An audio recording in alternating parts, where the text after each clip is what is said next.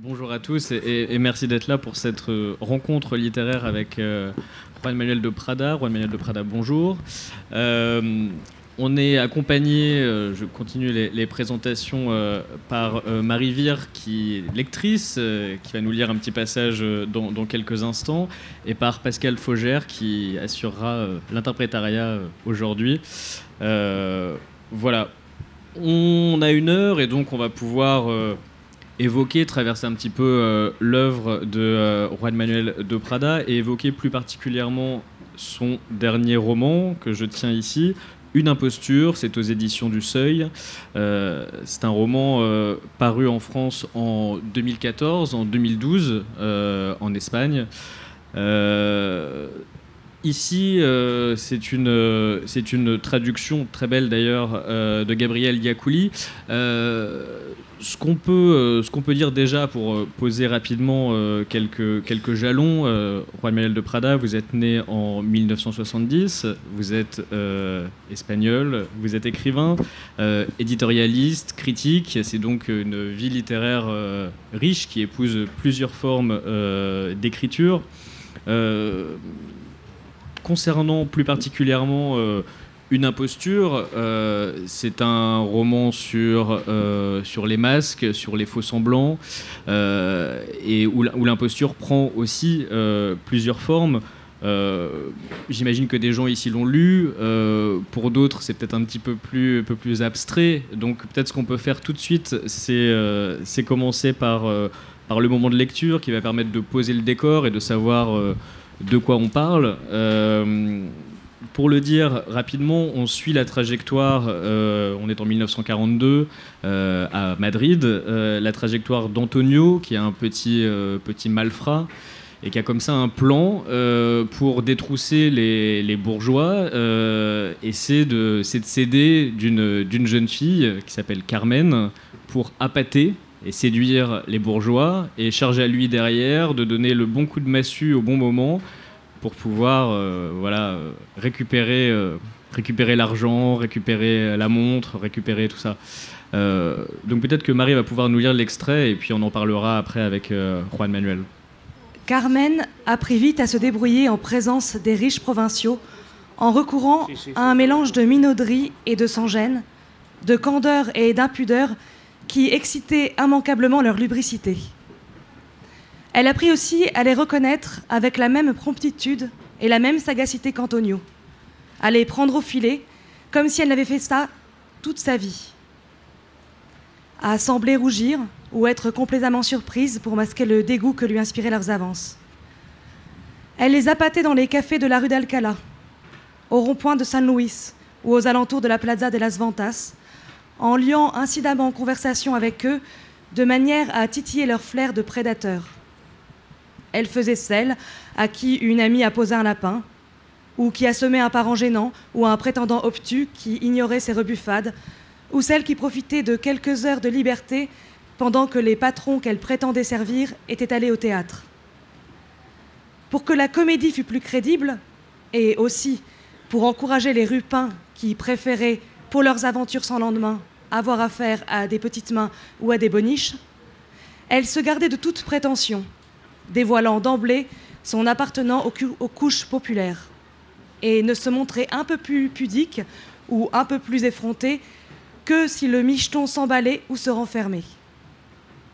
Quand elle l'avait enfin ferré, et qu'il ôtait discrètement son alliance pour prêter à ses dispositions plus de sincérité, elle le laissait prendre l'initiative qui se révélait parfois trop expéditive. Carmen affectait alors d'être scandalisée et doublait sa simagrée d'un rire nerveux, parfois trop timide. Et elle achevait alors de vaincre ses réticences en recourant à des chatteries et à des câlineries qui ne compromettaient pas son rôle de fille un peu désinvolte, mais nullement licencieuse. De cette manière, quand elle lui proposait d'aller faire un tour dans le parc du Retiro, le pigeon était certain d'avoir fait une conquête. Venait alors l'épisode le plus pénible de la chasse, parce que, sur le chemin du Retiro, dans la presse de la rame du métro, moyen de locomotion que choisissait infailliblement le cave pour éviter d'être reconnue sur les grandes artères madrilènes en compagnie d'une fille des rues, elle devait subir ces attouchements subreptices qui, peu à peu, le mettaient au comble de l'excitation. Puis, tandis qu'il se promenait dans le Retiro, en évitant toujours les endroits les plus fréquentés pour prendre les allées tranquilles où le crépuscule commençait à brouiller les contours de la végétation, l'offensive du micheton se faisait de plus en plus pressante, ses doigts de plus en plus insidieux et, le plus souvent, les barrières de la modération cédaient, livrant passage aux lascars décérébrés auxquels Carmen aurait voulu refiler la syphilis. Bien entendu, leur façon de perdre le nord était des plus différentes et choquantes. Certains lui faisaient ouvertement part de leurs intentions, en lui proposant sans détour une rétribution de misère en échange d'une partie de jambes en l'air. Avec cela, il convenait d'abréger les prolégomènes et de les conduire au plus vite sur le lieu de l'embuscade. D'autres, en revanche, jouaient les sucrés et les sentimentaux, sans doute pour déguiser la sordidité de la situation, de sorte que leur amour-propre n'en sortit pas trop froissé. Enfin, il y avait ceux qui, dans un effort ridicule de la mettre à leurs pieds, essayaient de la rouler dans la farine en se montrant sympathiques et courtois. C'étaient pour elle, en définitif, les plus dégoûtants. Avec des minauderies d'oie blanche et des flatteries de garce, elle les menait tous là où elle le voulait, à l'endroit convenu avec Antonio, tandis que l'ombre crépusculaire commençait à faire fermenter les péchés. Alors, feignant de succomber d'un pas vif et avec des rires incitateurs, Carmen se glissait entre les fourrés. « Tu ne m'attraperas pas !» lançait-elle pour défier le pigeon d'une voix haletante, pleine de promesses. Et le sot, en verrate éperdu, s'élançait étourdiment derrière elle, sans jamais l'attraper, en effet, parce qu'il n'avait pas fait 2 pas entre les buissons qu'Antonio lui tombait dessus, et avec une précision qu'aurait pu lui envier le puntillero le plus adroit des arènes quand il achève le taureau, lui assénait sur la nuque un coup de matraque qui l'envoyait au pays des songes. Une fois le micheton pâmé entre les arbustes, s'il ne s'était pas tout à fait évanoui ou s'il faisait mine de reprendre connaissance, Antonio lui assénait un autre coup. Il s'occupait de nettoyer le portefeuille plein à craquer de billets et de dépouiller le cave de sa chevalière et de son alliance, de ses boutons de manchette, de sa montre, de son épingle de cravate ou de tout autre joyau qu'il portait sur lui. Après quoi, en guise de pourboire, Antonio le déchaussait et, pour finir, le laissait en sous-vêtements, ce qui provoquait en Carmen un mélange de sentiments contradictoires. Parce que si elle s'estimait ainsi dédommagée des pelotages et des salivations qu'elle venait de subir, elle sentait qu'Antonio allait trop loin. « Inutile de t'acharner comme ça », lui reprochait-elle timidement. « Laisse-moi faire, mon bijou. J'en connais un bout sur le chapitre », répondait-il, en dispersant les vêtements entre les fourrés. Comme ça, quand il reviendra à lui, il aura encore plus honte. Et plus il aura honte, plus vite il cherchera à se débiner. La queue entre les jambes, on ne saurait mieux dire, est réduite à l'état de vermisseau. Le pigeon, dans son plus simple appareil, avec l'air hébété que lui donnait la perte de conscience, avait tout d'un cadavre porté en terre. Avant de détaler, Antonio lui avait laissé sur la poitrine une note qui disait « Tu la boucles, ou ta femme saura tout ». Il savait bien que ces cochons de Rupin redoutaient moins les feux du ciel que l'effondrement du paravent de respectabilité conjugale qu'ils déployaient autour de leur vice secret. Mais un rappel n'est jamais de trop. Carmen et Antonio quittaient le Retiro en partant dans des directions opposées et ne se retrouvaient que 4 ou 5 jours plus tard, quand Antonio avait fourgué à des receleurs de confiance les objets de valeur soustraits aux riches provinciales. Le lieu de rendez-vous était le bistrot taurin où leur accord s'était conclu, et son heure aux environs de midi, quand les marchands de bétail règlent leurs affaires avec force crachats et blasphème dévots. Voilà ta part, ma belle. Je l'ai arrondi à 1000. 4 mois de salaire d'un ouvrier.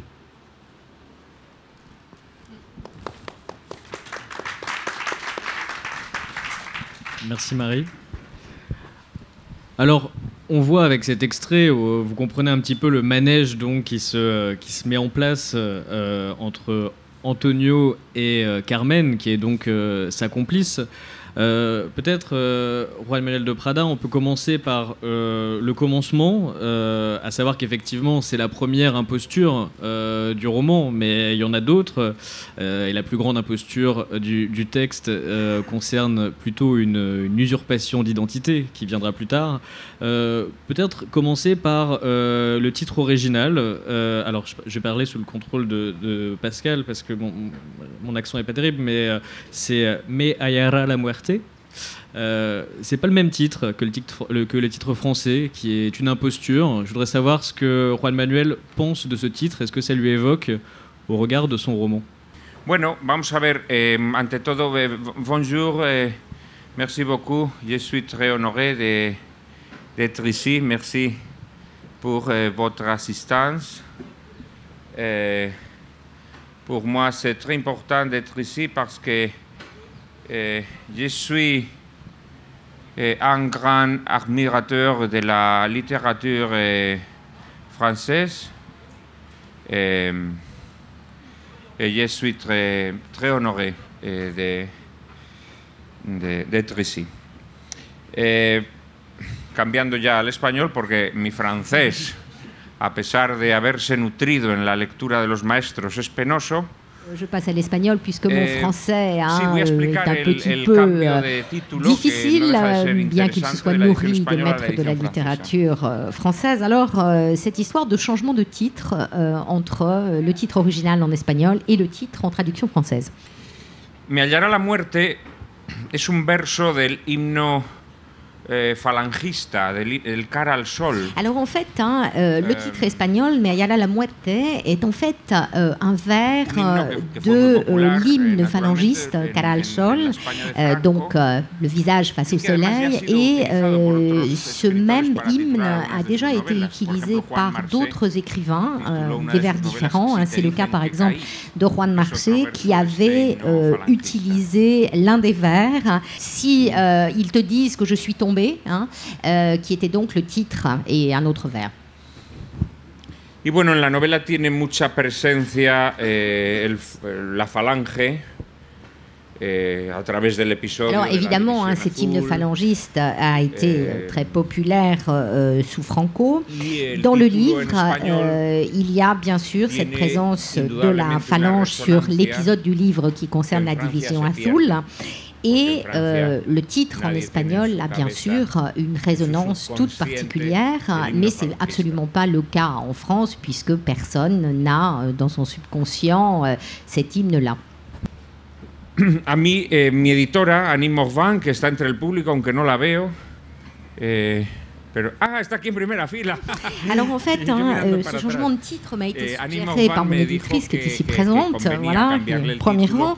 Effectivement, Annie Morvan m'a dit que c'était un titre qui n'évoquait rien pour les Français et que donc ça perdait effectivement l'effet qu'il avait en espagnol. Si on le traduisait littéralement, la mort me trouvera, c'était pas non plus quelque chose qui sonnait très très bien. Donc elle m'a proposé ce titre, l'imposture, qui était simple et qui, me semblait-il, décrivait très très bien tout ce qui se passait à l'intérieur du roman. Donc, on a choisi ce titre-là. C'était pas la première fois non plus que le titre d'un de mes romans était changé lors de la sortie du livre en traduction française. Ça s'était passé par exemple pour un roman antérieur qui en espagnol s'appelait Les coins de l'air et qui en français donc était devenu Le lointain de l'air. C'est vrai que je fais absolument confiance à mon éditrice Annie Morvan, à laquelle me lie une relation de plus de 15 ans. Donc voilà, ce changement a été adopté sans aucune difficulté. Et alors effectivement, ce titre, vous le dites, Juan Manuel, colle aussi à la ligne du roman, parce qu'il est question, je le disais, d'une usurpation d'identité, puisque Antonio va voler l'identité de quelqu'un qui s'appelle Gabriel, et en fait il va derrière voler aussi l'existence qui était la sienne. Donc il y a beaucoup d'épisodes, vous lirez le livre, ou alors si vous l'avez déjà lu, ça vous évoquera plein de choses. Simplement dire que tout ça se passe autour de la division Azul, vous le disiez. Je voulais savoir ce qui, au départ, vous a intéressé là-dedans, dans ce segment de l'histoire. Pourquoi avoir voulu raconter ça, et surtout, qu'est-ce que ce segment historique avait de romanesque? Bueno, quizá, en primer lugar, tendríamos que explicarle someramente al público lo que era la División Azul, porque habrá gente que no lo sepa. Alors, on va commencer peut-être à expliquer de manière brève ce qu'était la Division Azul, parce qu'il y a peut-être des gens qui l'ignorent. España, durante la Segunda Guerra Mundial, como ustedes saben, se mantuvo neutral. Sin embargo, allá por el año 41, la mayor parte de los colaboradores de Franco eran germanófilos y deseaban fervientemente que España entrase en la guerra. Alors, comme vous le savez tous, pendant la Seconde Guerre mondiale, l'Espagne est restée neutre. Cependant, à partir de 1941, la majeure partie des collaborateurs de Franco sont germanophiles et souhaitent vivement que l'Espagne s'engage dans le conflit.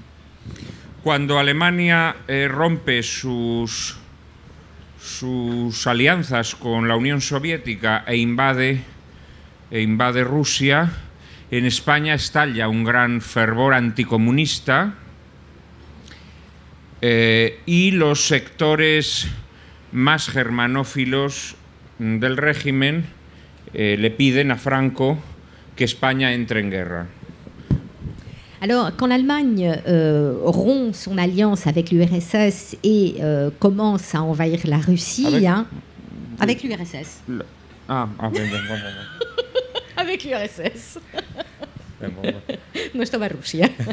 Donc, du coup, lorsque l'Allemagne rompt son alliance avec l'URSS de Staline et qu'elle commence à envahir donc le pays, en Espagne naît une grande ferveur anticommuniste et c'est les plus germanophiles des collaborateurs de Franco pressent Franco pour que l'Espagne entre en guerre. Pero claro, Franco sabe que si España entra en guerra, inmediatamente los ingleses desde Gibraltar le van a provocar una guerra interior. Évidemment, Franco sait que s'il entre en guerre contre les Alliés, enfin s'il entre en guerre, il sait qu'immédiatement les Anglais, à partir de Gibraltar, vont déclarer une espèce de guerre intérieure. Entonces inventa esto de la División Azul. Et donc en fait Franco va inventer cette division Azul, la division bleue, donc, qui est un moyen de collaborer avec Hitler tout en prétendant garder cette neutralité, puisque les gens qui s'engagent dans cette division sont censés le faire de manière absolument volontaire. Y bueno, la realidad es que efectivamente la División Azul se formó con voluntarios. Et effectivement, cette division Azul va recruter des volontaires sur ce que je disais, cette toile de fond de grand enthousiasme contre le communisme. C'est 40 000 hommes en fait qui vont s'engager et qui vont aller combattre dans la zone autour de Leningrad, dans la région autour de Leningrad, en étant absolument convaincu qu'Hitler va gagner la guerre. El nombre de azul también hay que decir que era por el color de la camisa de los falangistas, que era azul oscuro. No, este es azul claro, no, azul oscuro, azul oscuro. Alors, il faut aussi rajouter que le nom Division Azul, division bleue, vient de la couleur de la chemise des phalangistes qui était bleue. Bleu oscuro. Bleu foncé.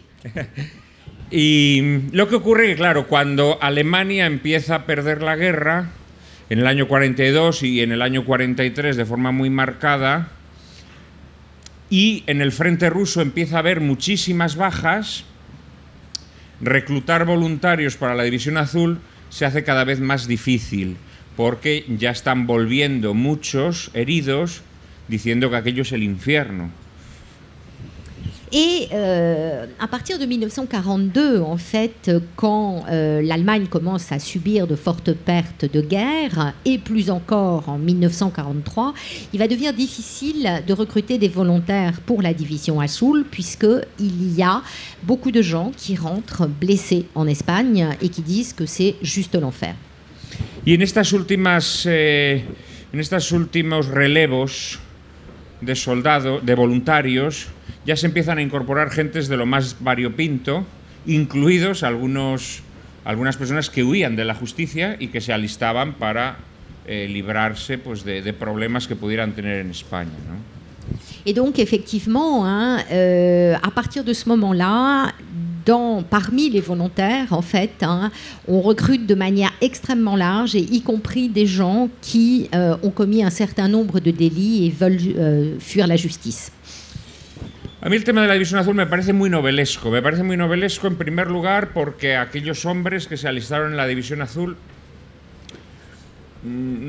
normalmente eran idealistas, eran personas anticomunistas que pensaban que iban a derrotar a Stalin,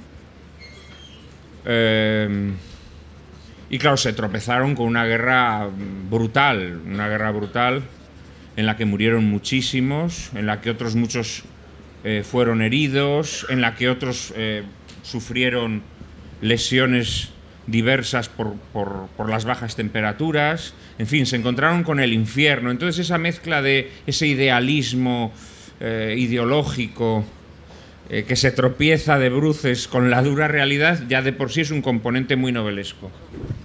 Et cette histoire de la division Azul me paraît une histoire absolument romanesque, parce qu'en fait, ces hommes qui étaient normalement des idéalistes, anticommunistes, et qui au départ pensent qu'effectivement ils vont gagner sur Staline et qu'ils vont le mettre en déroute, ça démarre par une guerre très très brutale en fait, et il y a beaucoup de morts, il y a beaucoup de blessés, il y a aussi par les combats, mais il y a aussi des gens qui se retrouvent blessés par le caractère extrême des conditions de vie sur le front, et notamment le froid. Donc du coup, ce mélange-là d'idéalisme et de difficulté tant du conflit que de l'endroit où il se déroule me paraissait tout à fait intéressant du point de vue romanesque.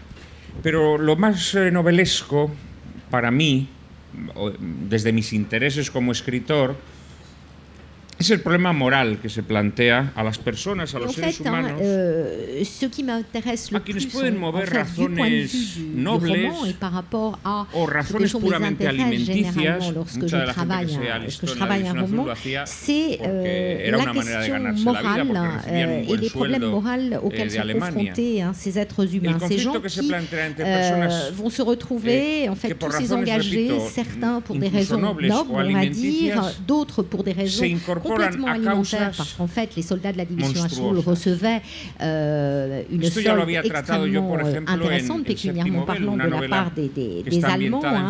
Et puis, il va aussi y avoir des tas de choses un peu monstrueuses qui vont se passer. Par exemple, c'était un thème, ce thème du dilemme moral et des conflits moraux entre les personnes, que j'avais déjà traité dans un autre de mes romans, Le 7e voile, qui était paru au Seuil en 2009, qui se passait en France et qui montrait bien comment certaines personnes se retrouvaient à devenir des collaborateurs. Esto es lo que a mí me interesa más en la literatura, ¿no? Es decir, la historia nos hace juicios de las ce qui m'intéresse en fait, le plus en littérature, c'est vraiment tous ces dilemmes humains. L'histoire nous demande de juger les idéologies, les mouvements de masse, les faits historiques, mais ce qui m'intéresse moi, c'est de savoir fondamentalement ce qui se passe dans l'âme de ces gens en fait, qui vont se retrouver prisonniers de circonstances de l'histoire extrêmement difficile, et en tant qu'écrivain, en fait, je me pose des questions, c'est-à-dire est-ce que quelqu'un qui s'est engagé, enfin quelqu'un qui de par son engagement, soutient une idéologie criminelle, peut encore avoir en lui une certaine noblesse? Est-ce que quelqu'un qui participe à des atrocités peut néanmoins avoir quelque chose d'héroïque dans son comportement, Et c'est le genre de questions que j'adore me poser en fait en tant que romancier. C'est des questions que je trouve absolument succulentes. Je les trouve juteuses en fait. Et voilà. Et je crois que c'est ça en fait le rôle de la littérature, c'est poser ces questions-là. Qu'est-ce qui se passe effectivement dans l'âme des gens qui sont confrontés à ces circonstances difficiles. Et alors c'est aussi succulent pour le lecteur, parce qu'on parlait de la dimension romanesque, on est vraiment dans le roman au sens où on l'entend et au sens où on l'imagine, parce que c'est le roman avec des personnages, c'est le roman avec des rebondissements, c'est le moment avec des morts, c'est le moment avec des meurtres, avec des choses comme ça. Et on sent qu'il y a toujours partout chez vous, et c'était le cas aussi dans vos précédents textes, une volonté de retenir le lecteur, et on serait presque dans quelque chose de l'ordre du roman à épisode, presque au sens où on l'entendait au 19e siècle, quelque chose de très très romanesque. Je voudrais vous entendre là-dessus, sur le roman à épisode, sur ce côté suspense. Sí, bueno, esto yo siempre he pensado que una novela puede tratar cuestiones je pense qu'un roman, il peut traiter des questions qui sont des questions élevées, des questions complexes, des questions qui interrogent vraiment la morale sur des thèmes qui ne sont pas du tout des thèmes légers. Trepidante, una historia que cautive al lector. Et en même temps, avoir une histoire trépidante qui va complètement captiver le lecteur. Et je crois qu'en fait, la littérature, elle a toujours été comme ça. Depuis l'Iliade, les grands tragédiens grecs travaillaient sur ce même principe, en fait. Que es el siglo XX en donde esto se rompe, que de repente parece como que la alta literatura no tiene que tener unas historias. Et ce n'est qu'au XXe siècle, d'une certaine manière, que cette tradition va se trouver brisée, interrompue. Et il me semble que la haute littérature ne s'intéresse plus à des personnages puissants et interrogeant des questions un peu morales, mais que la haute littérature est quelque chose qui doit se regarder de nombril, faire preuve d'un espèce d'onanisme d'un côté, et puis de l'autre côté, face à cette haute littérature, il y a une espèce de littérature de divertissement, d'évasion qui ne s'intéresse plus qu'aux péripéties et qui se moque absolument de la profondeur des questions qui peuvent se poser aux personnages. Je pense que c'est une division qui est absolument erronée. Je pense que c'est quelque chose qui est un produit de la société moderne, et je pense que c'est quelque chose qui est tout à fait dommageable pour la littérature. Et moi, je crois qu'on peut faire des romans qui sont tout à fait passionnants, mais qui n'en posent pas moins des questions d'intérêt moral réel.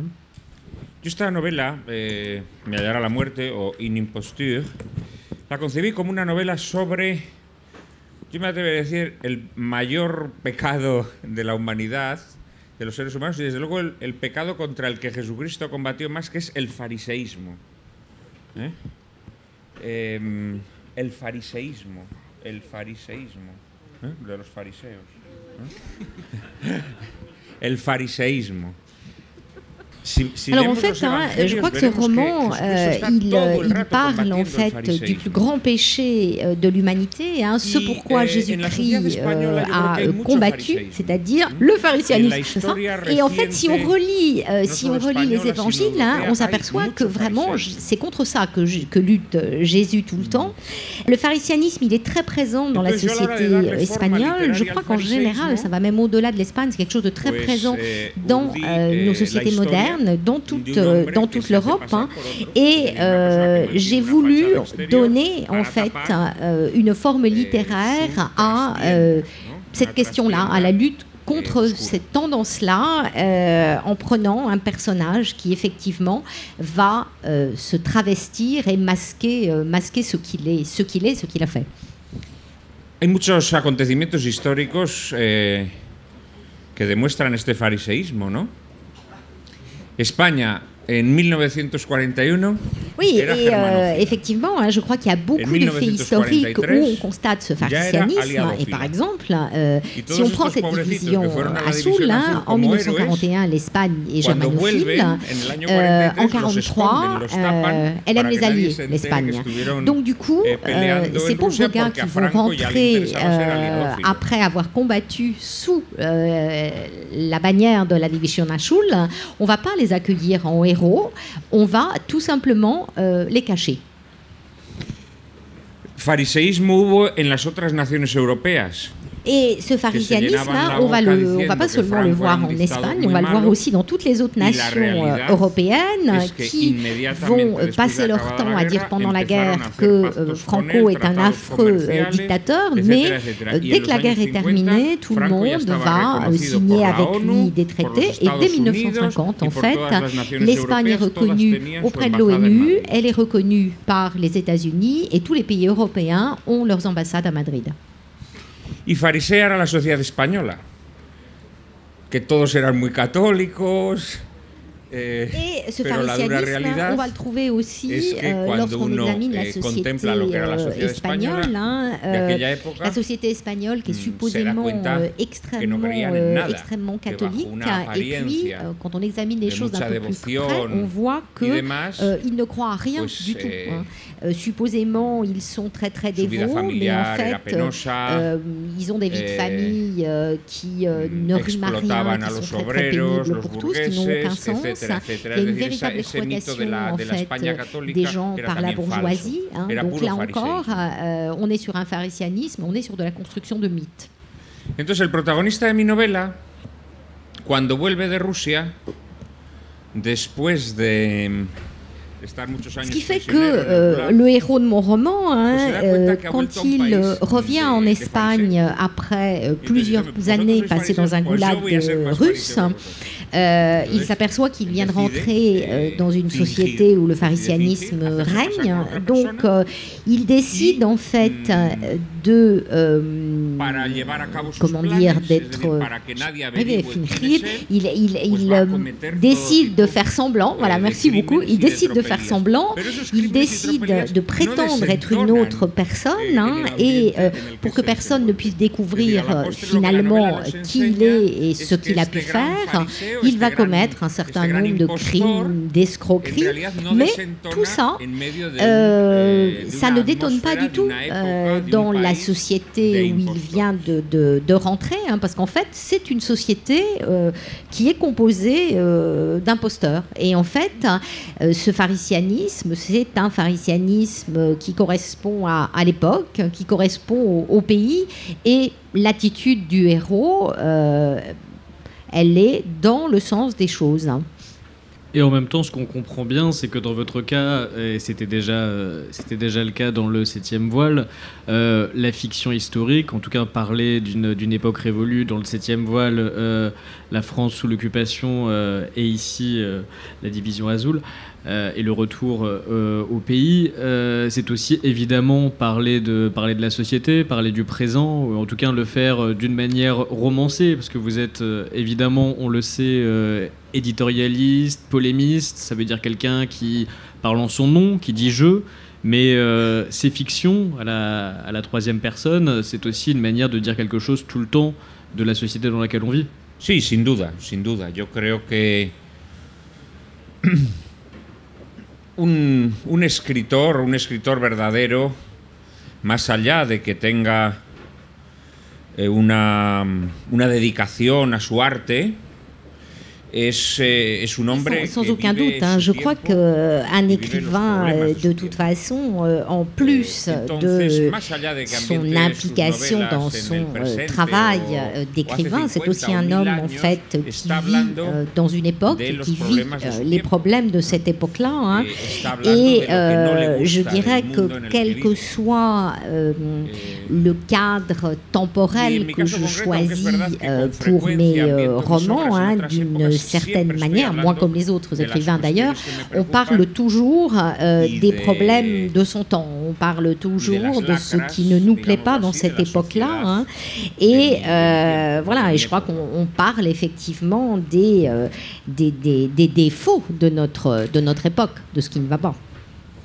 A mí me gusta ser crítico con el mundo en el que vivo, crítico por norma. Oui, je pense que je suis très critique du monde dans lequel je vis.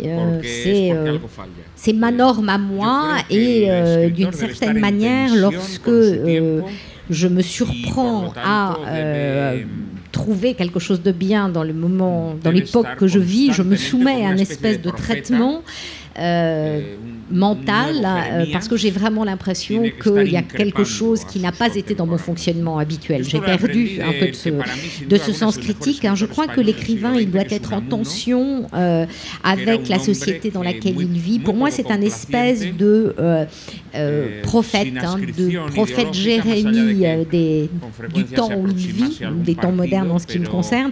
C'est quelqu'un dont le rôle est de souligner en fait les différences entre ce que devrait être la société et ce qu'elle est en fin de compte. Et il y a pour moi un écrivain qui est à mon avis l'un des meilleurs écrivains espagnols, qui est Miguel de Unamuno, qui était un écrivain très peu complaisant avec son époque, hein, qui ne s'est jamais inscrit dans aucune idéologie et qui a su, je crois, maintenir ce qui pour moi est essentiel à un écrivain, c'est-à-dire cette tension constante entre l'écrivain et l'époque dans laquelle il vit. Et il avait d'ailleurs écrit un texte qui s'appelait Contre cela et contre eux, hein, une mauvaise traduction, mais bon, qui s'appelle Contra esto y aquellos.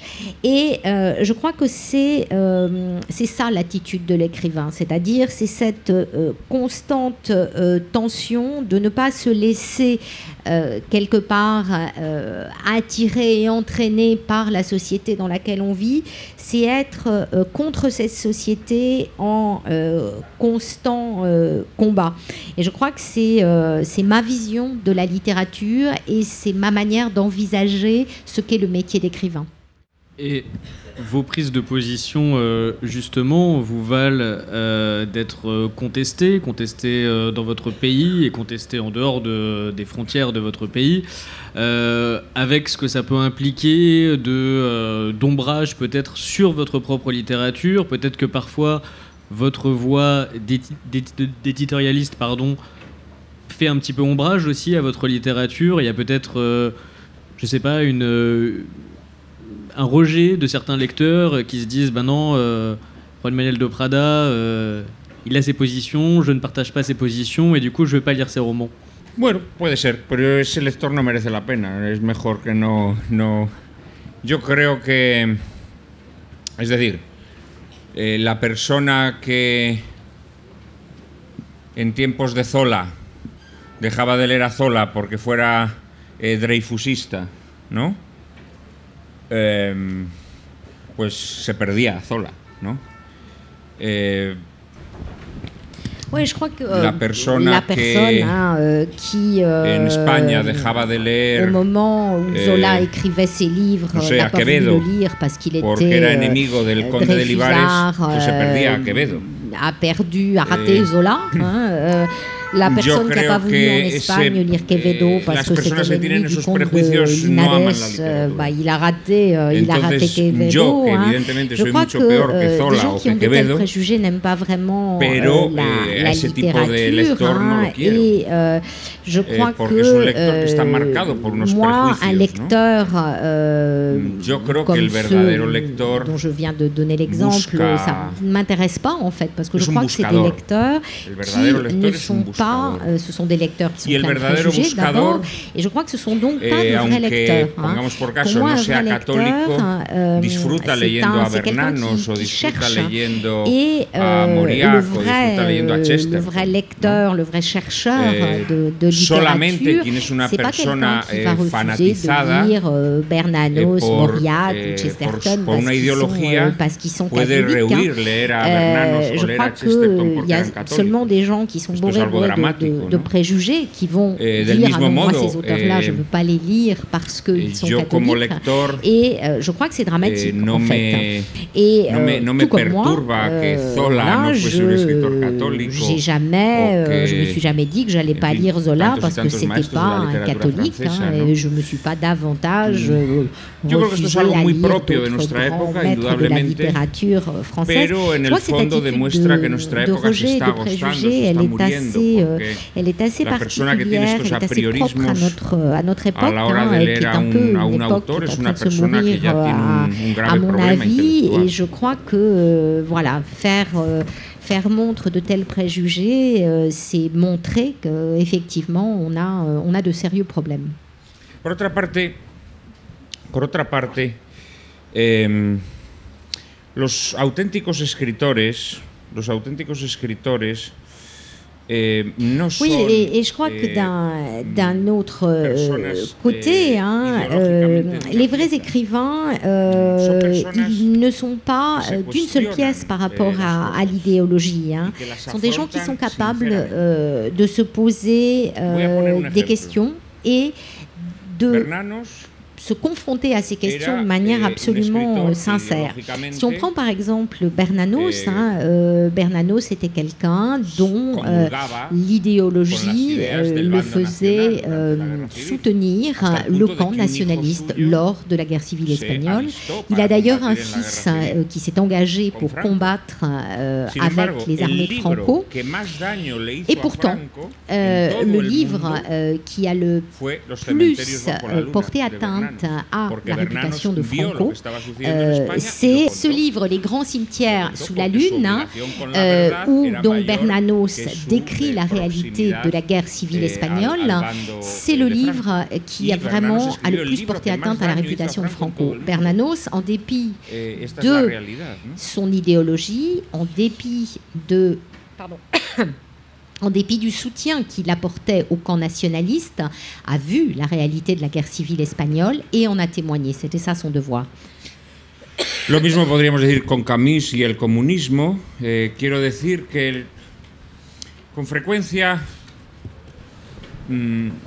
las personas je pourrais dire la même chose de Camus à propos du communisme. C'est vrai que al verdadero escritor no se le puede encasillar.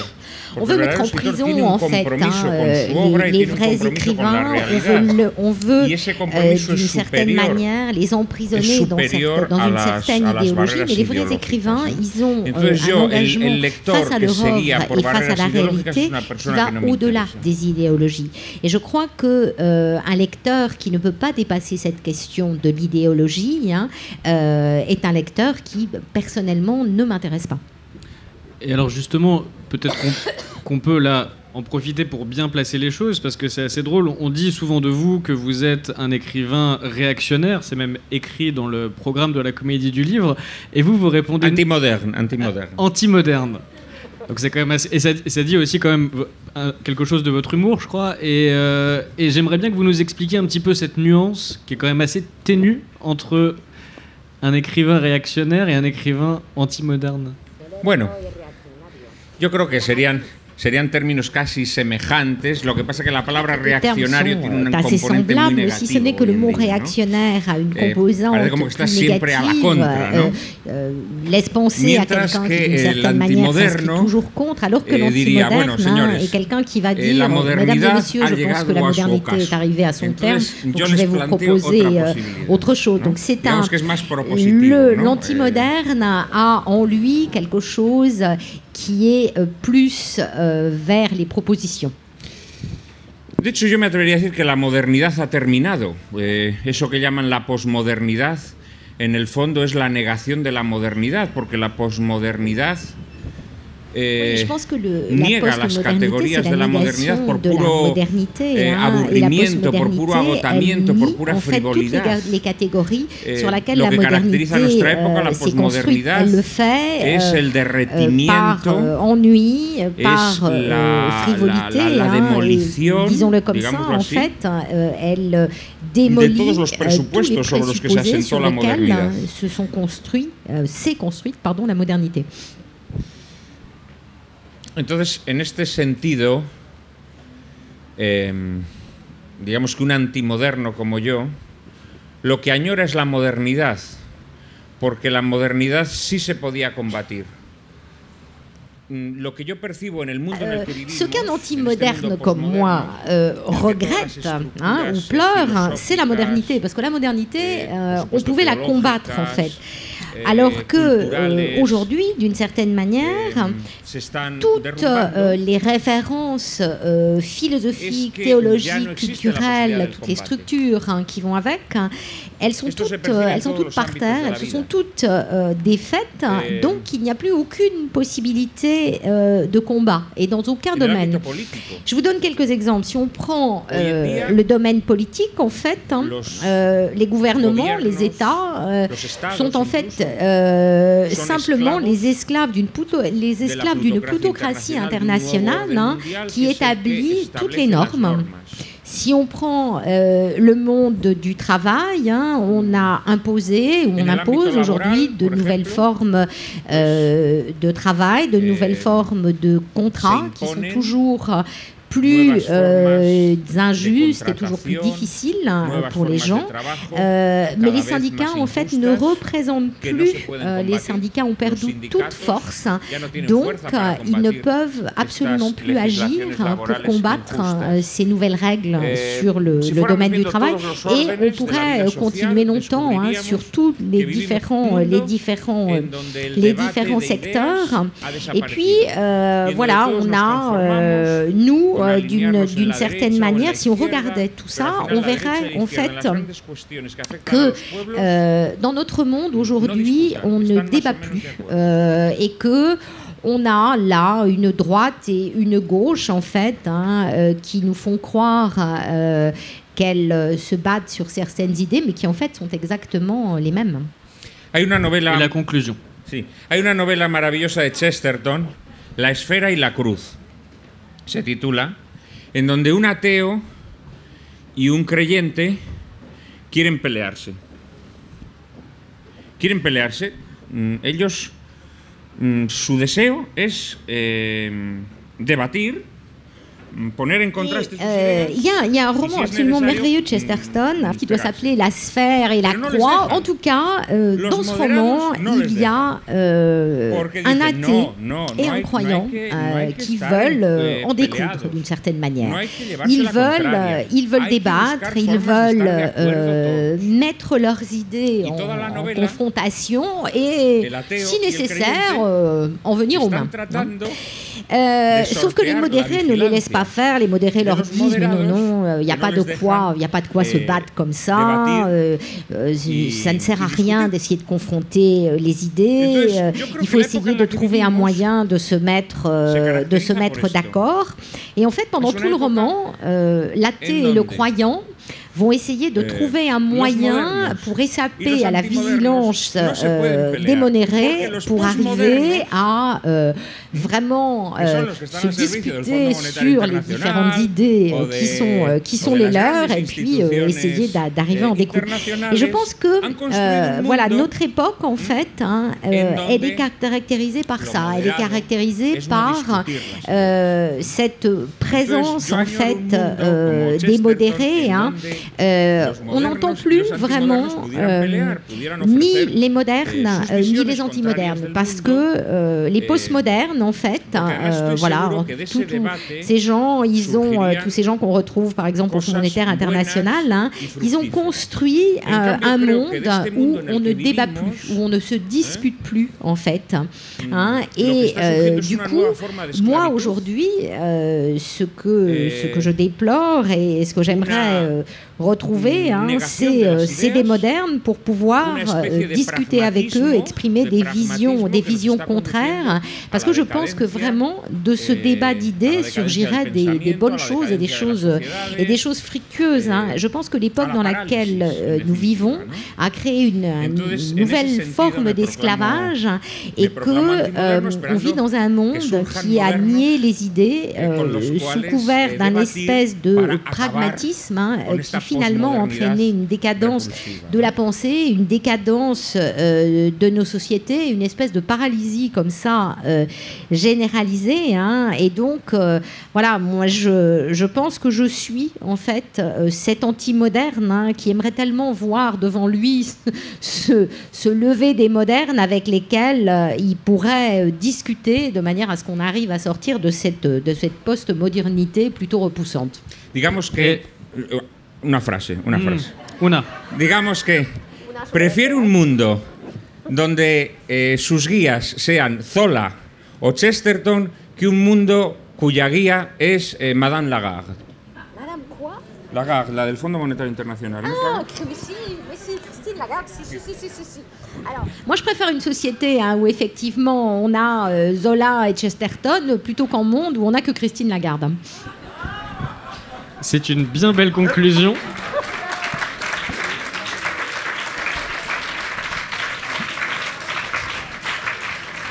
Et déjà, ton applaudissement. Si effectivement des modernes veulent venir poser des questions à Juan Manuel de Prada, on va pas le faire tout de suite parce qu'on a déjà un peu dépassé l'horaire qui nous était imparti. Moi de mon côté, je vous rappelle donc le titre Une imposture, dernier roman traduit de Juan Manuel de Prada, c'est aux éditions du Seuil. Je remercie Marie Vire, Pascal Fougère et merci, bonne fin de journée, à bientôt. Merci beaucoup.